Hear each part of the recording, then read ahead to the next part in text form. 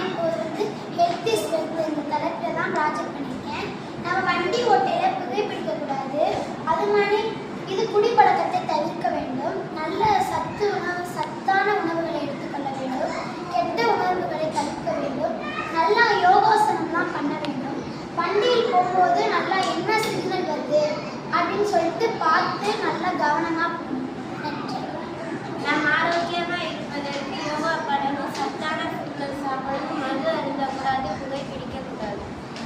நம்ம ஆரோக்கியமாக இருக்கணும்னா ப்ரோட்டீன் இருந்து ஃப்ரூட்ஸ்லாம் நம்ம நல்லா சாப்பிடணும், தண்ணி நல்லா குடிக்கணும். இந்த மாதிரி வெஜிடபிள்ஸ் நம்ம நிறைய எடுத்துக்கணும். அப்புறம் ஃப்ரூட்ஸும் நம்ம நல்லா சாப்பிடணும். Eat well, drink lot of water, get some vitamin D, yoga daily, eat healthy diet, say no to junk food, don't watch mobile phone, unity is strength, no alcohol and smoking, regularly check your health. World Health Day is April 7th.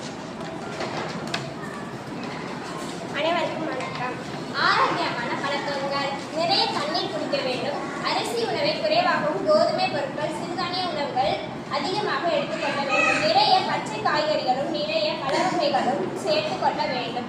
அதிகமான காரம் எண்ணெய் சம்பந்தப்பட்ட உணவுகளை தவிர்க்க வேண்டும். உடற்பயிற்சி மட்டுமோ சத்தான உணவுகளோ சரிவிகித உணவுகளோ உடல் நலனை முற்றிலும் சரி செய்யாது. ஆரோக்கியமான மனநிலையும் இருந்தால் மட்டுமே ஆரோக்கியம் நிரந்தரமாக கிடைக்கும்.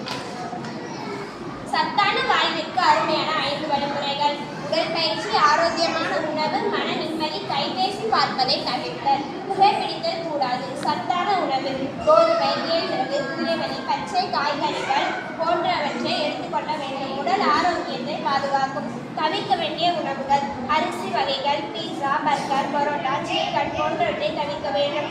உடல் ஆரோக்கியத்தை பாதுகாக்காது.